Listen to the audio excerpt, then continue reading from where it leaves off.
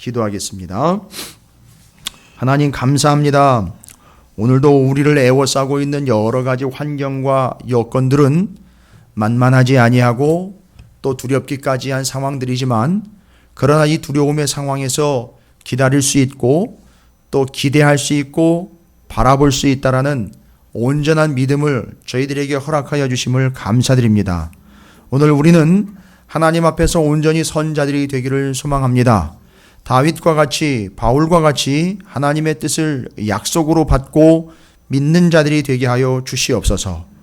특별히 이 나라 대한민국 민족의 교회와 성도들이 하나님의 약속을 잊지 아니하는 언약의 백성들로 살아가게 하여 주시옵시고, 하나님이 미리암과 같이, 룻과 같이, 하나님께서 세우신 사무엘과 같이 이 시대에 든든히 세워놓은 하나님의 축복의 통로일 뿐만 아니라 꺼지지 않는 등불과도 같은 존재들로 세워져 비추게 하여 주시옵시고, 또한 주의 빛을 드러내는 교회와 성도들이 되게 하여 주시옵소서.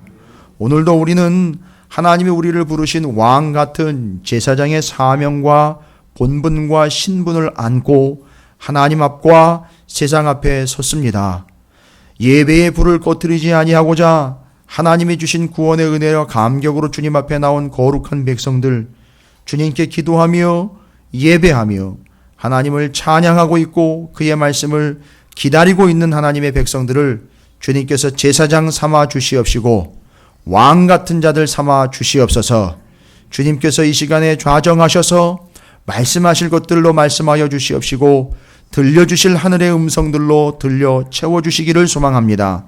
우리가 청종코자 하오니 우리의 마음을 하나님 앞에서 하나님에게로만 향하게 하여 주시옵시고, 내 발의 등이요 내 길의 빛인 하나님의 말씀으로 오늘도 우리를 환히 비추어 주시옵소서. 어두운 세상을 비추어 주시옵소서. 기대하며 소망합니다. 주님께서 말씀하여 주시는 것 그대로 아멘으로 받는 복된 시간이 되게 해 주시옵소서. 감사드립니다. 우리 구주 예수 그리스도 이름으로 축복하며 간절히 기도 올리옵나이다. 아멘.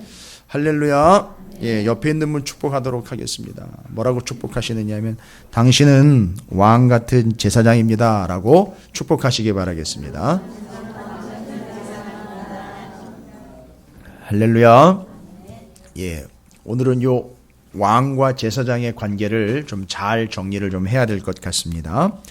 여러분, 오늘 사무엘상 13장의 본문을 이야기하기 전에 일부 예배 때 우리가 함께 나눴던 말씀 가운데 출애굽기 13장에 있는 말씀들을 몇 장이었죠? 38장이었죠? 예, 출애굽기 38장 1절부터 8절까지의 말씀에 번제단을 제작하는 이야기가 기록이 되어 있거든요. 37장에 보면 성소 안에 3개의 성막 기구들을 또 제작하는 이야기가 나와 있고요. 그래서 여러분 아시다시피 분향단과 떡상과 등대 그리고 마당의 번제단, 그 특징들에 대해서 이야기했는데, 제사장과 관련이 되어서 거기 여러분들 아시겠지만 절대 꺼트려서는 안 되는 불이 3가지가 있었죠. 기억나십니까 여러분? 절대 꺼트려서는 안 되는 건 분향단에 불 꺼트리면 안 되고요, 촛대 등대에 불 꺼트리면 안 되는 것이고, 번제단에 불을 꺼트리면 안 되는 거예요. 근데 요즘에 우리 교회에는요, 분향단이나 촛대 등대나 그다음에 번제단은 없어요. 그렇다고 없는 게 아니라 이게 현재 우리 교회에도 남아 있습니다. 사라진 게 아니라 남아 있어요. 뭘로 남아 있느냐 하면 바로 성도들의 기도로 기도로 분향단이 남아 있는 것이고, 또한 등대요. 예, 시편 119편 나와 있는 것처럼 하나님의 말씀은 내 발의 등이요 내 길의 빛이다라고 이야기했어요. 그 등이 뭘로 남아 있는 거죠? 말씀으로요. 그 다음에 번제단에서 제물을 태워 올려드리는 것이 예배로 남아 있는 거예요. 그래서 이 말씀과 기도와 예배의 불을 꺼트리지 않는 책임을 가진 사람이 누구냐 하면, 집에도 안 가고 거기서 그 불 안 꺼트리려고 그렇게 애를 쓰는 직분을 가지고 있었던 사람이 누구죠? 제사장입니다. 그런데 그 제사장을 신약 성경의 베드로전서 2장 9절에서는 뭐라고 얘기했다고요? 예수를 믿고 구원을 받게 된 우리 모든 그리스도인들이여 성도들이 다 너희는 왕 같은 제사장이라고 분명히 얘기했습니다. 그러면 우리는 제사장들이기 때문에 신분과 명분과 책임상 절대 요 세 가지 불은 꺼트려서는 안 되는 겁니다. 어렵지 않으시죠? 이건 제가 몇 번 말씀드린 것이기도 하고 일부 예배 때 말씀을 잠깐 먼저 드리는. 그래서 제사장의 중요한 책임 절대 꺼트려서는 안 되는 세 가지의 불, 분향단, 등대, 번제단, 기도, 말씀, 예배의 불을 꺼트려서는 안 되는 거예요. 그건 목사가 하는 게 아니라 제사장들이 하는 겁니다. 그런데 주님은 우리를 왕 같은 제사장들이라고 이야기했습니다. 여러분 베드로전서 2장 9절 여러분이 다시 한번 오늘 말씀이 마무리될 때까지 계속 염두에 두시면서 비교하시면서 가야 되는 중요한 근거의 구절입니다. 베드로전서 2장 9절 어떻게 기억하고 계십니까? 외우고 계십니까? 베드로전서 2장 9절 다시 한번 우리가 좀 살펴보고 그것을 근거로 오늘 말씀과 함께 성경 전체적인 이야기를 좀 나누어 볼까 합니다. 베드로전서 2장 9절 그럼 한번 찾아보겠습니다. 거기 뭐라고 기록되어 있는지 계속해서 여러분이 거기다가 책갈피를 꽂아 놓으시든지 사이에다가 뭔 표시를 해 놓으시든지 하면서 계속해서 그냥 그 여러분들은 알고 계시니까 정리하시면서 오늘 말씀과 좀 연결해 주시면 좋겠어요. 베드로전서 2장 9절 우리가 한 목소리를 함께 외쳐봅니다. 그건 우리의 신분을 정확하게 규정짓는 말씀이니까 함께 외쳐보도록 하겠습니다. 시작. 그러나 너희는 택하신 족속이요 왕같은 제사장들이요 거룩한 나라요 그의 소유가 된 백성이니 이는 너희를 어두운 데서 불러내어 그의 기이한 빛에 들어가게 하신 이의 아름다운 덕을 선포하게 하려 하심이라. 아멘. 잊지 마십시오. 우리 모두는 다 지금 현재 하나님과 세상 가운데 뭐로 서고 있다는 얘기죠? 왕 같은 제사장으로 서고 있습니다. 그런데 오늘 사무엘상 13장에 보면 한 왕이 나오지요. 그렇죠? 한 왕입니다. 초대 왕이고 현재로서는 유일한 왕입니다. 이스라엘의 제일 첫 번째 유일한 왕 누구죠? 사울 왕입니다. 여러분 이런 질문을 제가 좀 해봤어요. 나 같으면 그때 참 왕 노릇 할 만했을까? 물론 사울이 자기를 왕시켜달라고 이야기한 적은 없습니다. 근데 오늘 사무엘상 13장을 보니까 이런 결론이 나오네요. 야, 이거 왕 노릇하기 쉽지 않겠구나. 왜일까요? 여러분 블레셋이 계속 쳐들어오잖아요. 블레셋이 쳐들어왔는데 이스라엘 백성들이 어떻게 했답니까? 8절 한번 보실까요? 13장 8절. 사울은 사무엘이 정한 기한대로 이래 동안 기다렸으나 사무엘이 길갈로 오지 아니하며 백성이 어떻게 해요? 사울에게서 흩어졌습니다. 아니 왕이 모이라 그래가지고 전투를 하려고 모인 거잖아요. 근데 흩어졌는데 어떻게 흩어졌느냐고 여기 본문 말씀들을 쭉 읽어서 아시겠지만 아예 요단강을 건너서 동편으로 도망가 버리고 지금 난리도 아닙니다. 거기다가 여러분 더 비참한 상황이 뒤에 기록이 되어 있는데 19절 이후로 보면 블레셋이라는 나라는 무기가 무슨 무기인지 아십니까? 철로 만든 무기예요. 그런데 이스라엘은요. 뭐 어떤 무기라고 소개도 안 되고 있고요. 철로 만든 칼을 딱 두 사람만 가지고 있었어요. 누구하고 누구요?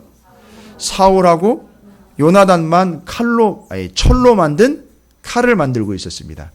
그리고 이 사람들이 이스라엘 백성들이 농기구가 있잖아요. 농기구가 쓰다가 무뎌지면 어떻게 해야 돼요? 우리나라는 옛날에 어디로 가져갔죠? 대장간으로 가져갑니다. 뭐 하려고요? 여기 나와 있잖아요. 벼리려면 20절에 나를 간다라는 걸 이제 벼른다고 그러잖아요. 그죠? 그런데 바로 그렇게 하기 위해서는 어디로 가야 됩니까? 블레셋으로 가야 돼요. 그러니까 모든 농기구서부터 무기까지 이스라엘에 있는 농기구부터 무기까지 다 누가 파악을 하고 있는 거죠? 블레셋이 다 파악을 하고 있는 거예요. 그러니까 무기다운 무기도 없고 블레셋이 다 파악을 하고 있어요. 그러니까 지금 여기서 싸우러 나온다고 할 때 이스라엘 백성들이 가지고 나온 건 다 뭐예요? 농기구들이에요. 곡괭이, 삽 이런 거 가지고 나온 거예요. 싸우려고. 무기를 들고 나온 게 아니라요. 그러니까 여러분 이 상황에 사울이 왕 돼서도 참 고민이겠다라는 생각이 들어요. 이거 어떻게 왕 노릇을 하나 싶은 게 참 고민되겠다 싶어요. 저 같은 왕 안 해요, 진짜. 이거 잘 되면은 다 자기들이 잘했다 그럴 것이고 못하면 다 누구 탓할 겁니까? 당신 때문에 안 됐다고 탓할 거 아닙니까? 아이 참 어렵습니다. 그건 그거고요. 그건 그거고 어쨌든 왕이잖아요. 왕인데 참 미안한 얘기인데 하나님이 왕으로 세워가지고 기대가 있었는데 사무엘이 왕한테 와가지고서 뭐라고 얘기를 하느냐 하면 13, 14절에 하나님께서 얘기하신 부분들을 그대로 전달을 하지요. 사무엘이 사울에 대해서 뭐라고 얘기를 합니까? 왕이 어떻게 행했다는 거죠? 망령되이 행했다. 이 뭘 보고 망령되이 행한 거라는 겁니까? 블레셋이 쳐들어오는 걸 보고 하나님에게 제사를 해서 하나님의 뜻을 여쭤보고 하나님이 가라 할지 말라 할지를 좀 들어야 그걸 듣고 행할 여력이 생기는데 7일 동안 기다렸어요. 7일이라는 말은 사무엘상 10장 8절에 보면 길갈에서 7일 뒤에라는 얘기가 나와 있어요. 그게 근건데 7일 동안 기다렸는데 제사를 드려줄 사무엘이 오지를 않는 거예요. 그러니까 기다리다가 못해 누가 제사를 집례를 한 거죠? 사울 왕이 제사를 집례를 했어요. 그런데 답이 없어요. 당연하지요. 그건 그렇게 하면 안 되는 거니까. 근데 7일 기다렸으면 끝까지 기다려야지요. 바로 제사 끝나자마자 사무엘이 와버렸어요. 꼭 이런 식이에요. 이런 얄궂은 운명은 꼭 이렇게 결론이 나요. 꼭 욕을 하고 있으면 그 사람이 와요. 꼭 빠지고 다른 데 가 있으면 목사님이랑 만나요. 뭐 그런 거 있잖아요. 꼭 놀러 다니면 거기서 교인을 만나요. 둘이 같이. 그 아는 척도 못해요. 아니 뭐 예를 들자면 그런 거예요. 근데 어쨌든 그렇게 어긋나 버린 제사를 드릴 수 없으면 드려서는 안 되는 존재가 제사를 드리고 난 다음에 사무엘이 왔어요. 사무엘이 그걸 보고서 얘기하는 거예요. 당신은 하나님의 명령을 지키지 않았다. 첫 번째는요, 망령되이 행했다. 13절과 14절이요. 오늘 사울 그냥 끝내버립니다. 참 무서운 얘기인데요. 사울 끝나버립니다, 오늘. 하나님 뭐라고 평가하신다고요? 첫 번째, 망령되이 행했다. 와. 두 번째는요, 하나님의 명령 지키지 않았다.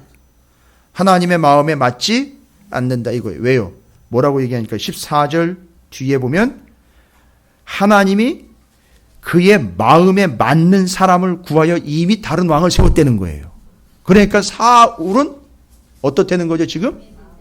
얘 마음에 들지 않는다는 거예요. 이해가 되시죠? 그러니까 지금 세 가지 이유, 세 가지 상태가 지금 기록이 되어 있습니다. 사울, 그는 비록 왕이지만 망령되이 행했다. 명령을 지키지 않았다. 하나님 마음에 맞지 않는 존재가 되었다. 끝난 거예요. 여러분 아시잖아요. 그래서 마음에 맞는 자가 누가 세워진 거예요? 예, 왜 그러냐면 사도행전 13장 22절에 이 본문을 정리를 싹 끝내버렸어요.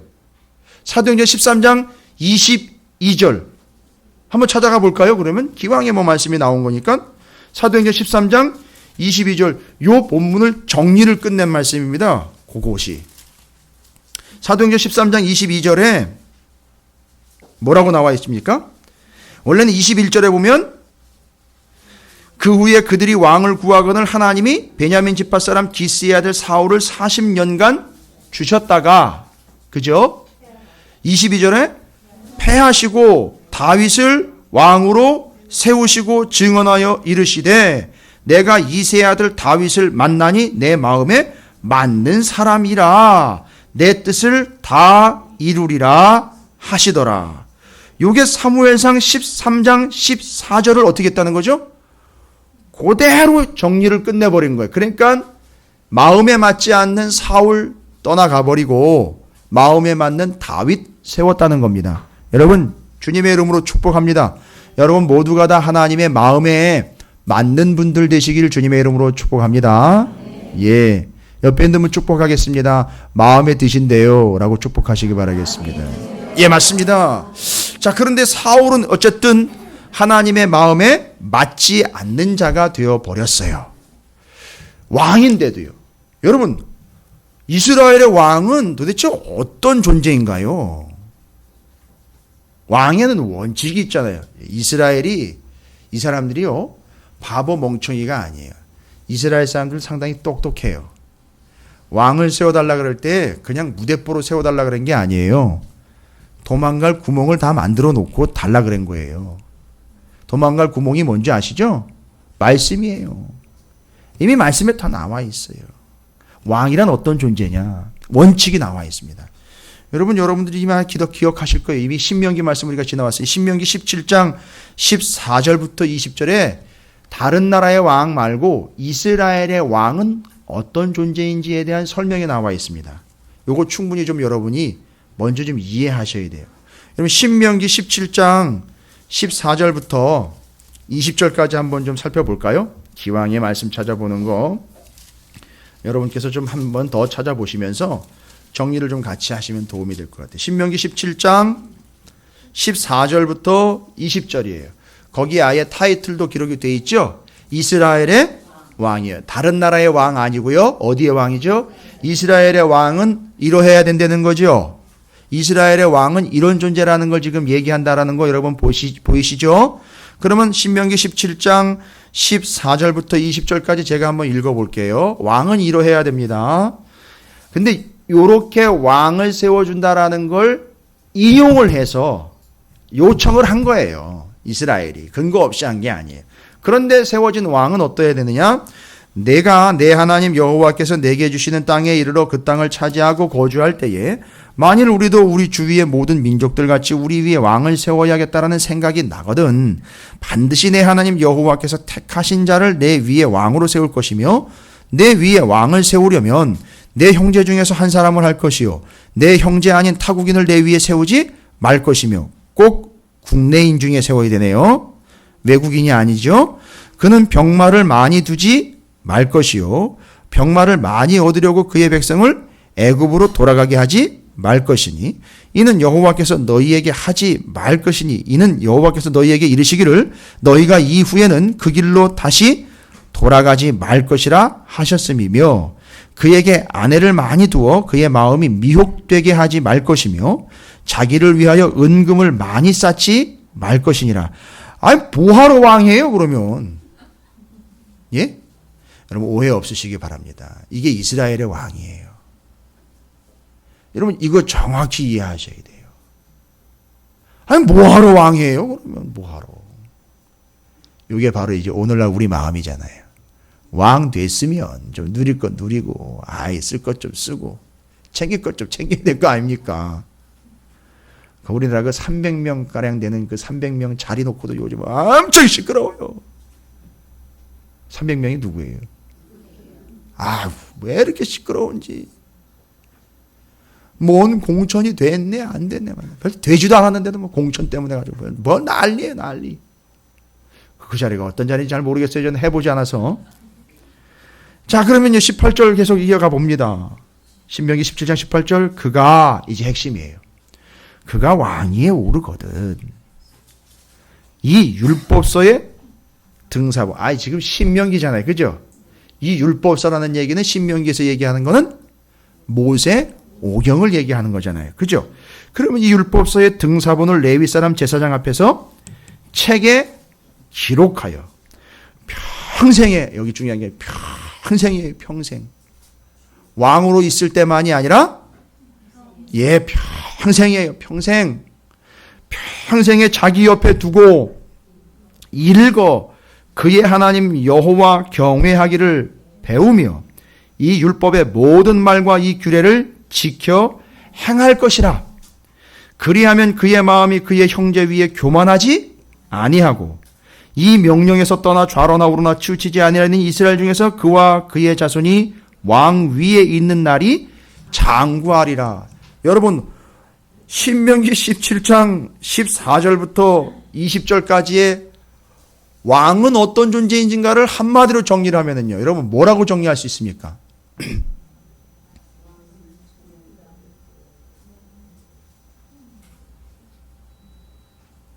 한마디로 정리하면요, 예? 나 왕 안 해 이거예요.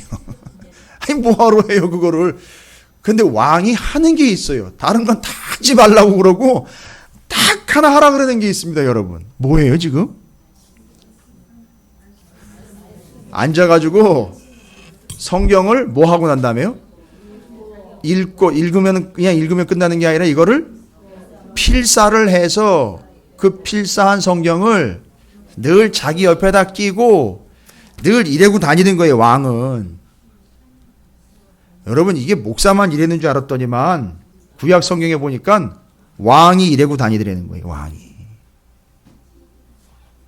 왕이 아예 이걸 붙잡고 다니는 거예요. 이렇게. 그게 왕입니다. 아, 이게 다른 나라랑 다른 이스라엘의 왕이에요. 그러면요, 이제 오늘 중요한 얘기 제가 좀 드릴게요. 사무엘상 13장, 14장, 14장은 이제 어떤 오후 예배 때 같이 하겠지만 13장을 통해서 왕, 14장 통해서 또 왕, 그 이전에 앞에서 소개된 12장 본문서부터 시작되는 이스라엘의 왕이 되는 조건. 되는 조건이 아니라 왕의 두 가지 특성이 있어요. 왕은 두 가지 제대로 된 조건을 갖춰야 돼요. 다른 게 없고 딱 두 가지예요. 오늘 본문 13장이 정확하게 두 가지로 정리를 해줍니다. 너무 친절하게. 그러니까 하나님 다른 거 바라는 게 아니고요. 왕한테 바라는 건 딱 두 가지예요. 그러니까 왕이 될 수 있는 조건이에요. 와우. 근데 우리는 뭐래요? 조건 따져서 내가 왕 시켜줄게 하지 않고 하나님 뭐라 그랬다고요? 너희는 다 왕 같은 제사장들이라 그랬단 말이에요. 그죠? 그런데 오늘 본문에서는요, 왕이 되는 조건 두 가지를 이야기하는 첫 번째, 이스라엘입니다. 다른 나라 아니고 첫 번째 이스라엘의 왕의 첫 번째 조건이 뭐냐 하면 되게 생뚱맞아요. 엄청 생뚱맞아요. 이게 뭔 말이에요? 이렇게 들릴 수 있을 정도로 왕의 첫 번째 조건이 뭐냐 하면 왕이 되는 조건이 아니에요. 왕이라면 요거 반드시 갖춰야 돼요. 아니 이렇게 해야 돼요. 12장 한번 볼까요?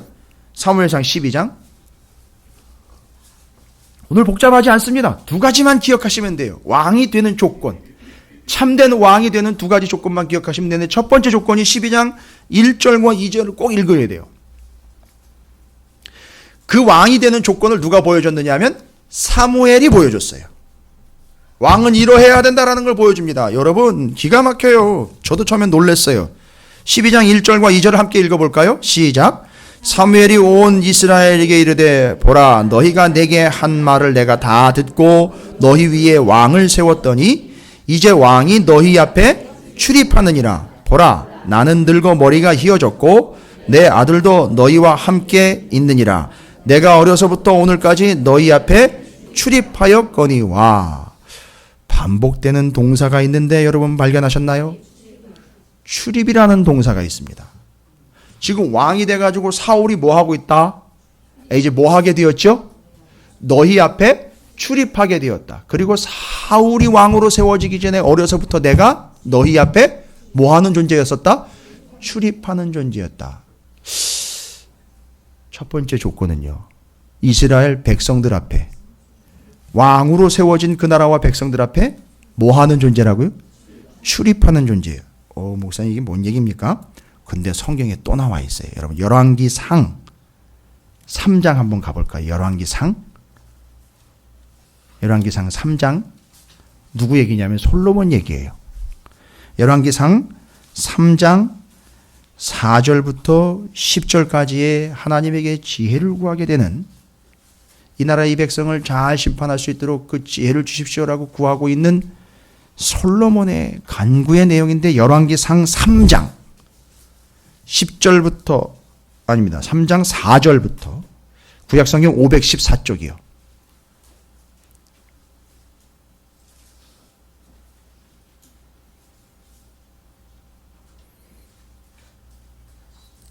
요 앞에 딸들 정신 차려서 잘 들어요. 예. 왕 같은 제사장으로 섭니다. 열왕기상 3장 4절부터 10절에 있는 내용인데요. 한번 쭉 제가 좀 읽어볼게요. 다시 한번 살펴보십시오. 이에 왕이 제사하러 기브온으로 가니 거기는 산당이 큼이라. 솔로몬이 그 제단에서 1000번제를 드렸더니 기브온에서 밤에 여호와께서 솔로몬의 꿈에 나타나시니라. 하나님이 이르시되 내가 내게 무엇을 줄꼬 너는 구하라. 솔로몬이 이르되 주의 종 내 아버지 다윗 성실과 공의와 정직한 마음으로 주와 함께 주 앞에 행함으로 주께서 그에게 큰 은혜를 베푸셨고 주께서 또 그를 위하여 이 큰 은혜를 항상 주사 오늘과 같이 그의 자리에 앉은 아들을 그에게 주셨나이다. 나의 하나님 여호와여 주께서 종으로 종의 아버지 다윗을 대신하여 왕이 되게 하셨사오나 종은 작은 아이라 출입할 줄을 알지 못하고. 왜요? 아니 몇 살인데요. 기저귀 뗐잖아요. 다닐 수 있잖아요. 아니 왕이 될 나이가 됐는데요. 장성을 했거든요. 그런데 뭐 하지 못하는 자라고요? 출입하지 못하는 자다. 출입할 것을 알지 못하고 라고 나와 있어요. 그리고 이제 그 뒤에 이어지는 것이 결국 하나님께서는 그에게 출입할 수 있도록 허락하셨다는 얘기잖아요.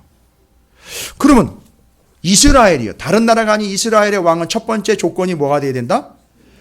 누구 앞에서요? 정확하게 읽으셨어야죠. 예. 백성들 앞에서 출입하는 자가 돼야 된다라는데, 아니 그러면 이 백성들 앞에서 출입한다라는 말은 도대체 무슨 말인가? 예. 그래서 이제 원래 언어를 좀 살펴보셔야 돼요. 원래 구약 성경에 기록된 히브리 원어를 좀 보셔야 되는데, 말씀드릴게요. 출입한다라는 말은 히브리어로는 할라크라는 단어를 써요. 할라크. 한번 따라해 보실까요? 할라크. 거기다 이렇게 기록을 해 놓으세요. 아유, 지난주엔 야차부에서 오늘은 또 할라크. 히브리어를 그렇게 열심히. 그러니까 여러분 이해하시는 걸 도와드려야 되기 때문에 원래 단어를 여러분에게 설명을 드려요. 할라크. 그 할라크라는 단어를 쓰는데 여러분 할라크라는 단어가 쓰인 곳이 또 있어요. 여러 군데가 있는데 정확한 의미를 여러분께 알려드리기 위해서 할라크라는 단어를 쓴 성경의 몇 구절만 말씀을 드릴게요. 신명기 19장 9절에 또 너희가 오늘 내가 너희에게 명하는 이 모든 명령을 지켜 행하여 할 때 지켜 행하다는 게 할라크라는 말이에요. 신명기 19장 9절에요. 신명기 28장 9절에 여호와께서 내게 맹세하신 대로 너를 세워 자기의 성민이 되게 하시리니 이는 내가 내 하나님 여호와의 명령을 지켜 그 길로 행할 것이다. 그래서 행하다라고 할 때 이걸 또 할라크라고 써요. 그 다음에 시편 1편 1절이에요. 여러분 너무 잘 아시는 말씀이기 때문에 여러분이 이해를 또 하실 수 있도록 말씀드립니다. 복이 있는 사람은 악인들의 꾀를 따르지 아니하며 할 때요. 따른다라는 말을 할라크라는 단어를 써요. 그러면 출입한다라고 할 때 쉽게 써놓으려면 어떻게 쓰면 돼요? 사람들 앞에서, 백성들 앞에서 하나님의 말씀을 지켜 행하고 그 말씀대로 따르면 이렇게 하면 되잖아요. 그런데 출입하다라는 단어를 굳이 썼어요. 출입하다라는 표현을 썼다는 겁니다. 이유가 뭘까요? 왕만 출입합니까? 다 출입하잖아요. 그죠? 누구나 다 출입. 근데 왕은 특별히 이렇게 하나님 말씀을 따라 살고 말씀을 지켜 행하는 걸 백성들 앞에서 출입한다라고 할라크의 의미를 조금 더 복잡하게 썼어요. 여러분, 물론 왕은 백성들에게 관심이 있지만 누구네 집에 누가 들락날락 하는 거에 대해서는 구체적으로 알 필요가 없지요. 그러나 반대로 볼까요? 온 이스라엘의 백성들에게 왕이 성을 나가는지 들어오는지, 왕궁을 나가는지 들어오는지는 상당히 큰 관심이겠지요. 그러니까 왕이 출입하는 것은 온 이스라엘의 백성들이 다 봅니다. 그건 관심사예요. 그렇죠. 그러나 어느 집에 누구네 넷째 아들이 들락날락하는 건 온 이스라엘의 관심사는 아니에요. 그건 자기가 알아서 하면 돼요. 그런데 왕이 출입하는 건 온 이스라엘이 다 지켜보고 있습니다. 자, 그러면 할라크라는 걸로 출입한다라는 뜻을 썼는데 원래 뜻은 지킨다, 말씀을 따른다라는 거죠. 그런데 그걸 왕에게는 출입한다라는 말로 썼습니다. 그리고 그 출입하는 걸 누가 다 본다고요? 온 이스라엘 백성들이 다 봅니다. 요 할라크가 왕에게 쓰였을 때요, 여러분 이해하시기 쉽게 제가 다른 말로 한번 설명해 볼까요? 어떤 뜻이 있느냐면 퍼레이드하다, 행차하다. 그러니까 이스라엘 백성들이 왕이 나갈 때건 들어올 때건 다 길거리에 서가지고 그걸 싹 다 뭐 하고 있죠? 보고 있는 거예요. 그러니까 왕이 할라크 할 때, 말씀대로 지키고 행하고 따르는 걸 온 이스라엘 백성들이 다 뭐 어떻게 한다고요? 보는 거예요. 하는지 안 하는지를 감시하는 게 아니라 그렇게 하는 걸 백성들은 따라하라는 거예요.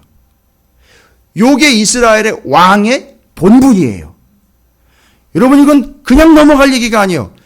세상의 왕과 완전히 다른 이스라엘 왕만의 아주 독특한 왕의 위치예요. 그러니까 왕은 잘 보십시오. 신명기 정확하게 여러분이 아까 살펴본 그 왕의 조건에 그 신명기의 왕은 어떠해야 한다라는 그 말과 지금 왕은 백성들 앞에서 출입하는 자가 되어야 한다라는 이 이야기는 정확하게 일치하는 거예요. 그러니까 정리해 보세요. 어떻게 하는 겁니까? 왕은 어떻게 출입을 하는 겁니까? 자기 멋대로가 아닌 거예요.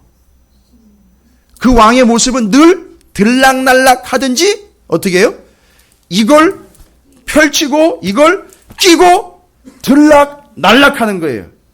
그리고 항상 이걸 펼쳐보고 있는 모습들을 통해서 펼쳐보고는 오케이, 여기선 이렇게 할 때에 나가요. 그러면 이스라엘 백성들은 그걸 보고 저럴 땐 저렇게 해야 되는 것이로구나. 누굴 보고 하는 거예요? 왕을 보고 하는 거예요. 이게 왕이 해야 할 일입니다. 그리고 또 들어갈 때는요. 오케이, 여기 이렇게 기록이 되어 있으니까 이렇게 들어가야 되는구나. 보면 이스라엘 백성들이 누가 한 걸 보고요. 왕이 한 걸 보고 들어가거나 나갈 때 누구를 본따야 되는 거죠.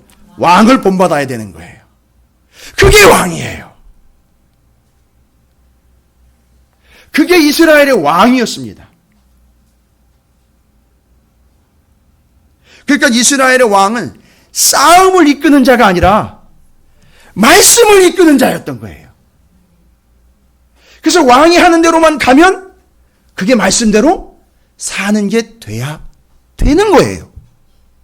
그게 이스라엘의 왕이라는 얘기입니다, 여러분. 이 어마어마한 의미를 이스라엘의 왕들이 다 담고 있는 거예요.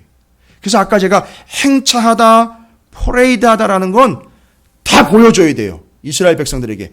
이렇게 하는 게 말씀대로 가는 거라는 걸 왕이 보여줘야 되는 거예요. 그러니까 목에다 힘주고 자기의 왕의 자리나 부귀영화나 근엄함이나 자기 권위를 나타내려고 보여주고 과시하는 게 아니라 이렇게 사는 게 하나님의 말씀입니다라는 걸 직접 보여줘야 돼요. 그러니까 왕은 재판을 잘 해가지고 지혜롭고 현명한 왕이라는 것을 드러내 보여주는 게 아니라 어떤 게 하나님의 말씀인지를 알려주는 자가 돼야 되는 거예요.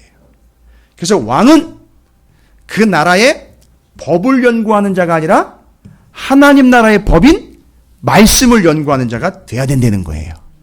그러니까 이 사람은 앉아가지고 재판관석에 앉아가지고 재판석에 앉아가지고 이거 두드리는 시간보다 뭐 하는 시간이 더 많다는 거죠? 말씀을 보는 시간이 더 많은 거예요. 그래야지만 내가 하는 것처럼 이스라엘 백성들이 그게 옳은 길이로구나, 그것이 그런 길이로구나를 이해할 수 있어요. 자, 이제 여기서 풀려요. 성경에 여러분 너무 좋아하시는 말씀들 있죠? 신명기 28장 6절과 28장 19절에 내가 들어와도 복을 받고 나가도 복을 받을 것이다. 들고 나는 것 출입이지요. 근데 들어가도 복을 받고 나가도 복을 받아요. 답이 나왔습니까? 어떻게 할 때요? 그렇죠. 왕이 하는 것 그대로 따라하면 너는 복 받는 것이다. 이런 얘기예요. 근데 왕이 어떻게 했을 때요? 말씀대로 그렇게 하는 걸 본받고 따라했다면 들어가도 복을 받고 나가도 복을 받는다. 그런데 다 반대로요. 28장 19절에는 내가 들어와도 저주를 받고 나가도 저주를 받을 것이다. 이건 뭐예요? 그 말씀대로 따라가지 않고 네 멋대로 갔을 때는 그것이 너에게 저주가 된다라는 걸 이야기하는 거예요. 그러니까 이게 출입과 관련된 거예요. 그러니까 너의 출입을 지금부터 영원까지 지키겠다. 물론 그거는 들고 나는 걸 이야기하지만 이 개념과 연결하면 너의 출입을 지금부터 영원까지 내가 지키겠다. 너가 날락하는 걸 내가 지키겠다는 얘기는 뭐예요? 보호해주겠다, 안아주겠다라는 의미도 있지만 네가 어떻게 하도록 내가 해주겠다? 말씀대로 살아갈 수 있도록 힘주겠다는 얘기인 거예요. 더 큰 의미는 바로 거기서 정리가 됩니다. 그러면 이제 정리가 됐어요. 이스라엘의 왕, 첫 번째 그 왕이 왕다운 조건은 뭐냐? 할라크 하는 자잖아요. 하나님의 말씀대로 따라 살아. 그걸 어떻게 하는 자라고요? 본을 보여주는 자예요. 이렇게 사는 게 하나님의 말씀이라는 걸 보여줘야 돼요. 그러니까 왕은 절대 이런 얘기하면 안 돼. 너 아무 소리 하지 말고 내가 시키는 대로 해. 내 명령대로 해가 아니라 이렇게 돼요. 내가 말씀대로 할 테니까 나를 따라해 보세요. 이렇게 돼야 되는 거예요. 그리고 자기는 손에 이게 들려져 있어야 되는 거예요. 나처럼 해보세요. 요렇게. 할렐루야. 그래서 제가 오늘 설교 제목을 나처럼 해봐라 요렇게라고 하려다가 뭐 다 아시니까 나처럼 해봐라 요렇게는요, 나처럼 해봐라 요렇게. 이해가 되십니까? 근데 우리를 하나님 뭐로 부르셨다고요? 왕 같은 제사장으로 부르셨어요. 그럼 우리 역할이 왕의 역할이잖아요. 그러면 우리는 사람들 앞에 누구예요? 이 세상에 죽어가는 사람들 앞에 어떻게 해야 된다고요? 나처럼 해봐라 요렇게. 그걸 보여주셔야 돼요. 너처럼 해줄게 저렇게. 이게 아니에요. 그래서 우리가 정말 왕 같은 제사장이면 첫 번째 우리는 왕의 신분을 회복해야 됩니다. 근데 알고 봤더니 왕이 위에서 군림해가지고 내려눌리는 왕이 아니라 말씀을 그대로 살아내는 모습을 죽어가는 열방에게 보여줘야 되는 거예요. 저렇게 사는 것이 오구나 라는 걸 보여주는 게 왕의 본분입니다. 여러분, 우리 교회와 성도들은 매일매일 1년 365일을 하나님의 말씀을 가지고 뭐 하는 인생입니까? 퍼레이드 하는 인생이에요. 보여주려고 폼 잡는 인생 아니고요. 이렇게 사는 게 말씀대로 사는 겁니다라는 걸 보여주셔야 된다고요. 몰라요. 세상은 모르기 때문에 여러분이 알려주시는 의미로 보여주셔야 돼요. 그렇게 하는 사람이 곧 그 열방 가운데 뭐다? 왕이라는 거예요. 옆에 있는 분 축복하시기 바랍니다. 당신은 정말 빼도 박도 못하는 왕입니다. 라고 축복하십시오. 이제 우리가 해야 할 것은 뭐지요? 말씀 퍼레이드예요. 말씀 퍼레이드입니다. 하나님의 말씀이 행차하시도록 해야 돼요. 누구를 통해서요? 왕을 통해서, 곧 나, 왕 같은 나를 통해서 말씀 퍼레이드를 하셔야 돼요. 그래서 이럴 땐 어떻게 해야 돼요? 라고 하면 대답이 이렇게 나와야 돼요. 그 찾으시는 교회, 그 장로님, 권사님, 집사님, 거기 성도님들이 있어요. 가보면 어떻게 하는지 알 거예요. 이게 나와야 된다는 거예요. 이렇게 되는 거예요. 그래서 여러분께서는 왕의 신분과 왕의 자신감과 왕의 위치를 가지고 지금부터는 뭐 하시면 됩니까? 요거 끼고 아예 요대로 살아가시면 돼요. 그게 말씀 퍼레이드입니다. 여러분, 이제 여러분의 인생에는 무엇이 펼쳐지느냐?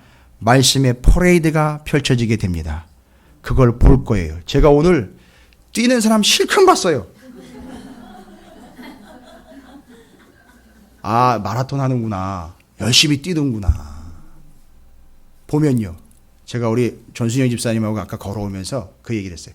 뛰는 사람들 중에는 죄송합니다. 이건 어떤 그 공격이나 그게 인신 공격이 담겨 있는 게 아니에요. 뛰는 사람 중에 살찐 사람이 없네요.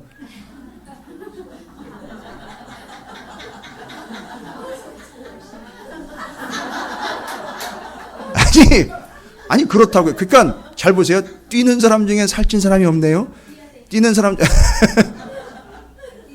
이건 뭔 얘기냐면 말씀대로 사는 사람 중엔 어긋난 사람이 없네요. 이런 개념으로. 그렇다고 살찐 게 어긋났다는 게 아니에요. 또 오해하시면 안 돼요. 그렇다는 걸 지금 비교적으로 말씀을 드리는 거잖아요. 비교적으로 얘기를 드리는 거잖아요. 여러분, 우리는 세상 앞에 잘난 척하는 존재가 아니라 말씀 퍼레이드를 하는 존재예요. 여러분, 말씀대로 살아내 주시길 바랍니다. 그게 왕이에요. 그게 왕 같은 제사장의 첫 번째 왕의 신분이 지금 정리가 되고 있는 순간입니다. 백성들 앞에 출입하는 자, 할라크 하는 자로구나. 여러분, 멀리 보지 마세요. 여러분 가정에서요. 여러분 가정에서 우리의 자녀들 있죠. 또 우리 가족들 있죠. 그들 앞에 뭐 하시려는 거죠? 말씀 퍼레이드 하시려는 거예요. 그러니까 너무 이렇게 고집스러운 개념의 의미가 아닌 진짜 나는 말씀 없으면 죽는다라는 걸 여러분이 퍼레이드 해주면서 보여주셔야 돼요. 말씀대로 사는 게 저런 거로구나 하는 걸 보여주시기 바랍니다. 그러면 당신은 왕이 맞습니다. 그게 이스라엘의 왕이에요. 할렐루야. 한번 해볼까요? 나는 왕이다.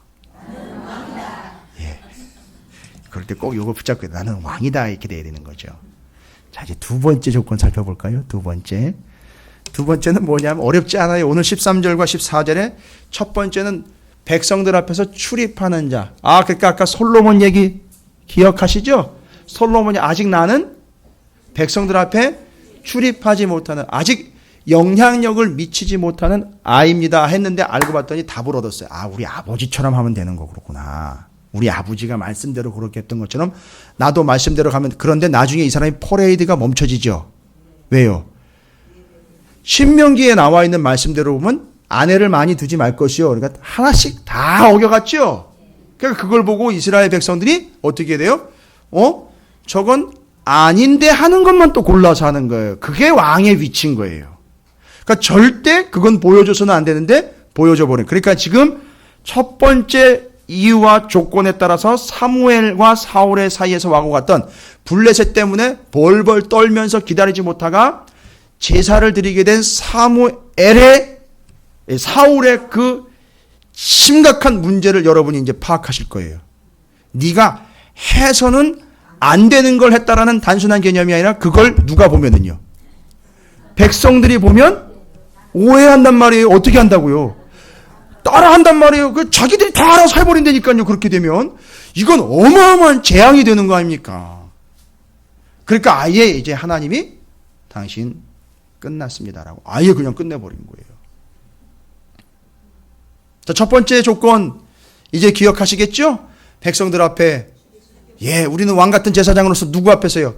온 열방에 죽어가는 자들 앞에서, 이 백성들 앞에서 출입하는 자, 할라크 하는 자, 말씀 퍼레이드 하는 자들로 살아가야 한다는 사실. 두 번째 조건은 뭘까요?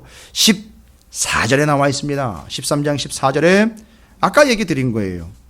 지금은 왕의 나라가 길지 못할 것이라 여호와께서 왕에게 명령하신 바를 왕이 지키지 아니하였으므로 여호와께서 그의 마음에 맞는 사람을 구하여라고 나와 있습니다. 그러니까 두 번째 조건은 뭐지요? 하나님의 마음에 맞는 사람이에요. 여러분, 하나님의 마음에 맞다라는 게 뭘까요? 맞다라는 게 뭘까요? 이런 거 한번 해볼까요? 요거 이제 맞다라는, 마음에 맞다라는 걸 좀 이해하시기 위해서 아무리 부부지가 아니고 아무리 친한 사람에도 옆에 있는 분 있죠? 옆에 있는 분과 오른손이 서로 오른손을 해야 되나요? 반대손입니까? 일단 일치시켜 보십시오. 반대손으로요. 오른손과 왼손을 일치시켜 보십시오. 딱 일치시키셔야 됩니다. 맞춰 보십시오.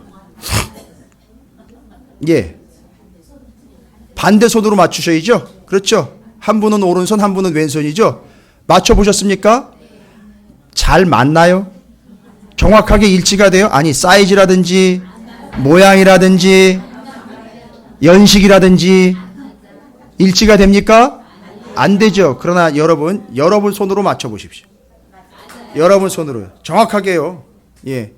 맞습니까? 요거에 내가 내 손으로 일치시켜 맞췄을 때에 그걸 지금 여기서 하나님의 마음에 맞는 자다라는 게 그 의미입니다. 이해가 되십니까? 그러니까 하나님의 마음이 옛날에 유행했던 노래였어요. 하나님의 마음이 총 맞은 것처럼 뻥 뚫려버렸어요. 에이, 상처를 받으셔가지고. 그런데 그때 누구의 마음을 갖다 집어넣어도 거기 딱 갖다 맞는 사람이 있어요. 그 사람이 하나님의 마음에 맞는 사람이에요. 이해가 되십니까? 그걸 맞는 거라고 얘기하는 거예요. 여러분이 다 그런 분들이 되시길 주님으로 축복합니다. 일치한다는 거예요. 그러니까 하나님의 마음과 일치하는 거. 근데 성경에서는요, 요 일치한다라는 말을 어떤 여러 가지 단어로 설명을 했느냐 하면 하나님의 마음에 맞는다라는 걸 잘 보십시오. 성경에 여러 가지 표현들이 나오는데 제가 구구절절히 근거 구절을 대지 않고 총체적으로 제가 정리한 내용을 하나님의 마음과 이렇게 일치하는 것을 성경에서는 어떤 표현으로 썼는지 제가 설명해 드릴게요. 한 10가지가 돼요. 하나님의 마음에 맞는다, 일치한다 하는 게. 첫 번째는 하나님이 그 사람 마음에 중심이 되어 있을 때 그걸 일치한다라고 얘기를 해요. 이해가 되십니까? 내 마음의 중심에 다른 게 아니라 누가 있으면은요, 하나님이 계시면 그게 하나님의 마음과 내 마음이 어떻게 된 거라고요? 일치하는 거. 그리고 하나님 입장에서 보면 그게 내 마음에 맞는 거예요. 와, 여러분의 마음에 하나님이 중심이 계시나요? 대답이 영. 너무 갑작스러운 질문이기 때문에 바로 여러분 마음의 중심에 하나님이 계신다면 그건 하나님의 마음에 맞고 일치한 상황이다라고 보시면 됩니다. 두 번째는요, 어떤 걸 하나님의 마음에 맞는 거냐면 결단, 결심 있죠. 오케이, 난 오늘 첫 번째 조건 있죠. 하나님의 말씀을 가지고 백성들 앞에서 출입하는 자가 되어 말씀 퍼레이드를 펼칠 거야 라고 여러분이 은혜로 결단하셨죠. 그러면 그게 하나님의 마음에 일치하는 거예요. 그걸 맞는 거라고 얘기를 해요. 이런 신앙적인 결단이 있다면 그거 맞는 거예요. 마음에 맞는 겁니다. 하나님 마음에 일치하는 거예요. 그러니까 성경에 나와 있는 여러 예 중에 설명을 제가 일일이 드리는 거예요. 한 가지는 또 뭐가 있느냐면 한 마음이요. 두 마음, 세 마음, 다른 마음이 아니라 오직 한 마음만 가지고 있어요. 하나님을 향한 오직 하나의 마음만 가지고 있어요. 다른 마음 아니고 그냥 하나님만으로 만족한 마음, 주님 한 분으로 충분한 마음, 그 한 마음이 하나님의 마음에 일치하는 마음이라는 거예요. 네 번째는요, 충성을 다하는 마음, 그게 일치하는 마음이라고 하는 거예요. 그 다음에는요, 아주 간곡한 마음이요. 간절한 마음 있죠? 하나님을 향한 간절한 마음 여러분 있으시죠? 그리고 아주 굳은 의지가 있어요. 내가 하나님만큼은 절대적으로 양보하지 않고 하나님 앞에 목숨 걸고 내가 다 해야지 하는 결단의 의지, 굳센 의지. 그 다음에는요, 말씀을 들을 때마다 깨닫는 마음이 있죠? 깨달아지는 거예요. 영적으로 깨달아지. 그걸 하나님의 마음에 맞는 마음이라고 이야기합니다. 끝이 아닙니다. 하나님 말씀하신 걸 잊어버리지 않고 뭐 하는 거예요? 기억하는 거 있죠? 그것도 그 하나님의 마음에 맞고 일치하는 거라고 성경은 설명을 하고 있어요. 끝입니다. 10번째, 담대한 마음이에요. 믿음으로 믿고 담대하게 나가는 마음이 하나님의 마음에 일치하여 하나가 된 마음이다. 맞는 마음이다라는 걸 이야기하고 있어요. 할렐루야. 그래서 왕이 되는 두 번째 조건은 하나님의 마음에 맞는 자예요. 여러분 좀 어려우시고 복잡하실 수 있을 것 같아서 오후 예배 때 얘기를 드려야 되는데 오후 예배 안 계시는 분들도 계실 수도 있어요. 그러나 오후 예배 안 계시는 분들을 위해서 잠깐 연결을 해서 설명을 한번 좀 드려볼게요. 하나님의 마음에 맞는 것. 여러분, 요나단과 다윗이 서로 어떤 관계였죠? 예, 물론 나이 차이는 좀 있지만 둘이 마음을 함께 나누었는데 일치시킨 존재들이에요. 사무엘상 14장에 보면 요나단의 고백이 다윗의 고백과 어쩜 그렇게 똑같은지 이걸 일치라고 봐요. 아니 그건 나중에 얘기 드리고요. 14장에 마음이 맞는다, 일치한다, 거기에 부합한다라는 표현으로 보면 사울의 아들인 요나단과 요나단의 부하, 무기를 든 자 둘이요, 달랑 둘이 블레셋 진영으로 쳐들어가요. 쳐들어갑니다. 14장 6절을 보세요. 14장 6절입니다. 자, 이거 마음에 맞는 거, 일치하는 걸 이야기 드리려고 제가 하는 거예요. 요나단이 자기의 무기를 든 소년에게 이르되 우리가 이 할례 받지 않은 자들에게로 건너가자. 여호와께서 우리를 위하여 일하실까 하노라. 여호와의 구원은 사람이 많고 적음에 달리지 아니하였느냐. 아, 요게 꼭 누구 소리랑 똑같아요. 다윗이 누구 앞에 섰을 때요? 골리앗 앞에 섰을 때요. 그러니까 두 다윗과 요나단은 마음을 통한 일치하는 존재였어요. 그래서 친구라고 이야기했고, 요나단 같은 경우는 내 아버지 다음 왕은 내가 아니라고 이야기를 했어요. 너다라고 이야기를 했어요. 와, 이 대단한 사람이에요, 이 사람. 그런데 그 뒤에 7절을 보십시오. 무기를 든 자가 그에게 이르되 당신의 마음에 있는 대로 다 행하여 어떻게 해요? 앞서 가소서. 내가 당신과 마음을 같이하여 따르리이다. 할렐루야. 아, 이게 그 무기 든 자가 누구의 마음에 확 일치시켜버린 거죠? 요나단의 마음에 완벽하게 일치가 된 거죠? 이걸 이해하시면 돼요. 바로 하나님의 마음에 일치했다라는 것은 요 무기를 든 자가 요나단의 마음대로 행하십시오. 내가 거기다가 내 마음을 맞추어 따라가겠습니다. 라고 고백한 것처럼 그 마음에 합한 자라는 이야기는 하나님 마음만 정하신다면 제가 제 마음을 하나님의 마음에 일치시켜 따라가겠습니다. 라는 거예요. 그런데 그렇게 일치시켜 따라가는 그 모습을 누가 본다는 거죠? 백성들이 본다는 거예요. 그걸 출입한다라고 이야기를 한 거고요. 왕이 되는 두 가지 조건은 두 개밖에 없어요. 예, 두 가지 조건 두 개밖에 없죠. 예. 예, 왕이 되는 두 가지 조건은 두 개밖에 없습니다. 첫 번째, 출입하는 자로서 어떻게 출입한다? 좋은 옷이나 입고 좋은 마차를 굴리면서 자기를 드러내는 게 아니라 말씀 들고 들락날락 하는 거예요. 그래서 말씀대로 들락날락 하는 걸 백성들이 보고 어떻게 하라고요? 따라하도록 하는 게 출입한다라는 의미예요. 여러분 오늘 상당히 중요한 개념을 배우셨어요. 이 할라크라는 출입한다라는 말이 이렇게 어마어마한 뜻이 있었어요. 이건 왕에게 해당하는 거예요. 두 번째 조건은 뭐라 그랬죠? 하나님의 마음에다가 일치시키는 걸. 그래서 그걸 그냥 쉽게 이야기하면 하나님 마음 정하시면 어떻게 한다는 거죠? 그냥 거기다 맞춰서 따라가는 거예요. 그걸 따라가는 겁니다. 그냥 그래서 사람들의 마음의 일치에 따라가 주는 게 아니라 하나님의 마음에 일치시켜 따라가는 겁니다. 할렐루야. 그런데 성경에서는 우리 하나님의 백성들을요, 뭐라고 이야기했다고요? 다시 한번. 왕 같은 제사장입니다. 그러면 일치시키는 걸 제사장적인 사명으로 이야기하자면, 제사장이 꺼트려서는 안 되는 세 가지 부를 제가 서두에 드렸지만, 일치시키는 측면을 보면 제사장만큼 따라올 사람이 없어요. 왜일까요? 일치시키는 걸로 이야기하자면요. 제사장이요.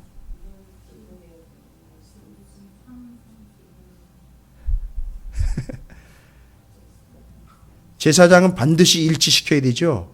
뭐를 일치시켜야 될까요? 성전 기구들이며 제사하는 방법이며 하다못해 죄송합니다. 식사 전인데 제물에 똥을 발라내는 것까지도 싹 다 어디다 일치시켜야 돼요?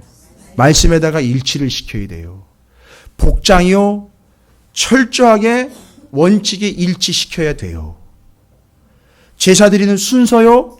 원칙에다가 일치시켜야 돼요. 심지어는요. 성막 안에 있는 기구들이며 성 바깥에 있는 모든 기구들의 뭐까지 돼요? 사이즈까지 다 원칙에 일치를 시켜야 되는 사람이 누구냐 하면 제사장인 거예요. 아, 이게 이해가 되십니까? 그러니까 왕 같은 제사장이다 할 때 본을 보이는 자와 함께 그 하나님의 원칙에다가 삶을 맞추어 가고 사이즈도 맞춰야 되고 방법도 맞춰야 되고 삶의 스타일도 맞춰야 되고 치수 맞춰야 되고요. 마음도 맞춰야 되고 의향도 맞춰야 되고 심지어는 기호까지도 맞춰야 되는 것. 할렐루야. 그게 제사장이었었어요. 다른 불은 안 됐죠? 불까지도 일치시켜야 돼요. 다른 거 가지고 떼면 안 되죠? 정해진 장작 있죠. 다른 것 가지고 향 피우면 안 되죠? 정해진 거 있죠. 다른 재물 안 되죠? 정해진 재물들 있죠. 다 거기다 일치시키는 삶을 살아가는 사람이 누구였냐면 제사장이에요.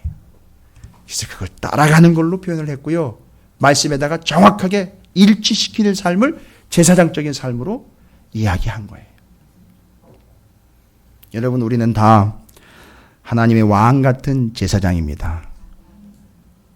그래서 우리는 말씀 퍼레이드를 통해 세상에 하나님의 말씀이 무엇인지를 보여줘야 돼요. 알려주고 가르쳐줘야 됩니다.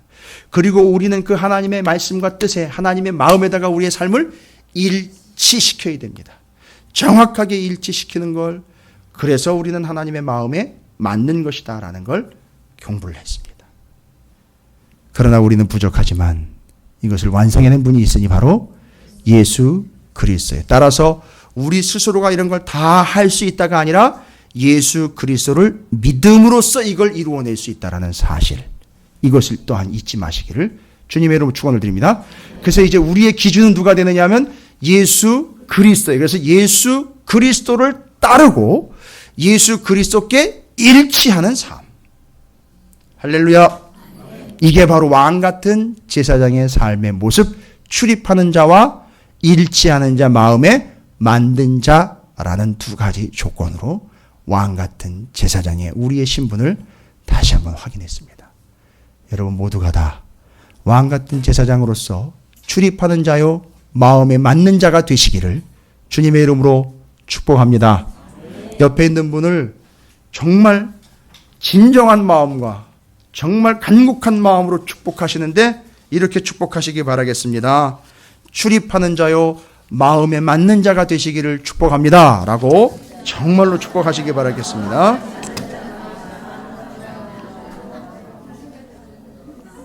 할렐루야. 우리 찾으시는 교회가 바로 그런 교회, 우리 성도들이 바로 그런 성도들이 되시기를 주님의 이름으로 축복합니다.